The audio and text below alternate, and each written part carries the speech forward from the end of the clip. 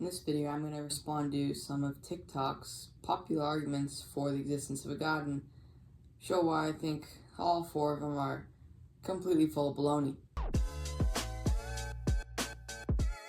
Bro, do you know who put those snacks on the counter? Oh, I don't think anybody did. Bro, that doesn't make any sense. Someone must have put it there. Oh, you're starting to get it now. You see how that makes no sense? Come here, you little atheist. Make it make sense to me, please. Now hear me out. I know it's a wild concept. To understand that everything ever created has a creator. So basically he's saying everything created was created. Wow, real novel information here. Exactly how this has a creator. These have a creator.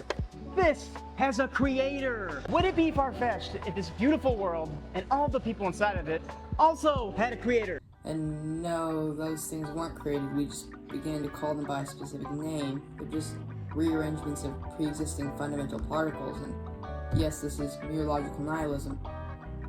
Were they really created, or are we just calling them by a different name? Think of the ship of Theseus, for example. If you don't know, the thought experiment goes, if Theseus builds a ship, he's a Greek hero in Greek mythology, and he goes on various missions with it. He starts out brand new, and over time, it's made of wood, so parts rot or get broken, and he replaces them as he sees fit. And then eventually, a few years later, the ship is composed of entirely new parts. Is this a new ship? Depending on how you interpret this thought experiment, I think, no, it's the same ship. So clearly, the identity has not changed despite the composition changing. Another example, every single cell in your body will be replaced every 7 years, I believe is the number. But I'm still me. You're still you in 7 years. So when I produce something or make something, when an apple grows a tree, it's not creating that thing. No. Instead, it's just rearranging pre-existing atoms into a new shape. Vito, science! Almost every single one of the greatest scientists to ever exist believe in God. Okay, so just an appeal to authority, logical fallacy now. Our creator is God. If there is creation, there is a creator. The only example that we can't be certain wasn't just a rearrangement of pre-existing particles is the universe itself, which would contain those particles. But two things can be said here. So, one, if it began to exist, why must I have a creator? Especially in the sense that you're suggesting a personal, benevolent God. We cannot infer that all the things that were created, or to shift terms to Kalam cosmological argument, if you're familiar with that, began to exist, had a creator or cause, because the universe is the only example that we know of that was created, that began to exist.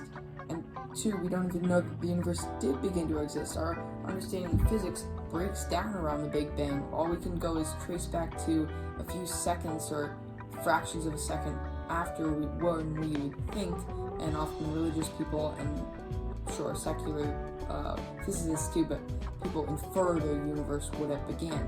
You can't actually go back to a beginning. You can only go back to a point of near infinite density. So how can we know that there is anything before that? Often physicists and philosophers say before the Big Bang is just a logical contradiction. Time began at the Big Bang. So did it even begin to exist? No, because that would mean there was nothing, and then there was something. What if there just never was nothing? Atheists don't seem to understand that without God, there is no such thing as logic. But let me ask you this one question that I know you won't be able to answer. Oh, really? Let's hear it. Is wisdom received or is it created? If it is received, where does it come from? If it is created, how can it be true? Okay, so this is a very poorly phrased question. By wisdom, I think he's referring to a set of true propositions that we can internalize and then know to be true. And by assigning that property of truth, I'm sure he means objectively, in an objective sense. So this is the kind of question that seems super smart until you actually think about it. How do you think he perceives someone gaining wisdom? We know that he thinks God has something to do with it, so I would assert that he believes a God is the grounding for all truth. Because without something objective, nothing could be true. This is a major error. When I eat a plate of food, I enjoy. I may have gained wisdom surrounding that particular dish. I may think that it's now enjoyable. I may have a knowledge of my experience surrounding that food that I did not before. Does that mean that I think, say, sushi is objectively the best food in existence, and anyone who disagrees with me cannot be right? They must be wrong, as my perspective is the only one that matters. No. We don't develop our knowledge and perceptions to fit some higher standard, because if we did, no one would disagree. Everyone would have the same opinions. Knowledge, by definition, is subjective, as it is based off of our own experience, and to assume otherwise just begs the question. Atheists never have an answer to this question, and I speak to a lot of atheists. They often say, I don't believe in God, I believe in science. To which I ask the question, if you believe in science, how do you scientifically prove morality? How do you scientifically demonstrate that something is wrong? I've never got an answer to this, and this is the reason why. There is no answer. Okay, so he's saying that there can be no objective ground for morals without an objective standard set by an omnipotent deity, and I'm inclined to agree. But in order for this to become an argument for God, however, especially with his specific God, I'm assuming the Christian God, he needs to show that a moral law exists. So, right back at you, buddy. How do you scientifically prove morality? How do you scientifically demonstrate that something is wrong? And I hear him already. God put the truth in all of our hearts, otherwise how would you know that attacking your friend without provocation is wrong? Literally just evolution, like, all the guys that didn't think attacking their friend was wrong died when all the other hairy cavemen got mad and attacked back. It's better for the group if they all think a moral standard exists, so we act as if a moral standard exists. Question for the online atheists: if God's not real, then who am I praying to? Yes. If Santa's not real, who am I sending my wish list to? Oh no. Okay, so I think a better question is, why do we pray then? So someone in the comments kindly steelmaned his argument for him, and I'll read their comment off here.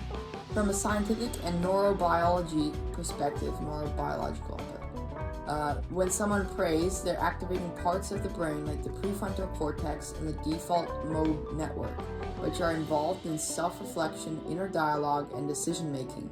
The limbic system is also active, which is why it feels emotional and meaningful. The brain is basically using the same pathways it would in a real conversation, so it can feel like they're communicating with something outside of themselves. This is why you pray. If you're not praying to anybody, but it feels like you are because of the way our brains work. Brains are cool, brains are awesome, and they're very complicated. This is something that they have the ability to do. That doesn't mean you can turn this into an argument for God. Second one, who is answering my prayers? Okay, slightly more complicated, but not really. Alright, let's give it a try. God? God? Are you there? I think I would be able to minister so much better if you just let me put on 10 pounds of muscle right now. It didn't happen. There are a few possible outcomes here. One, God says yes and I just gained 10 pounds, and give me an example of that happening. That clearly didn't just happen.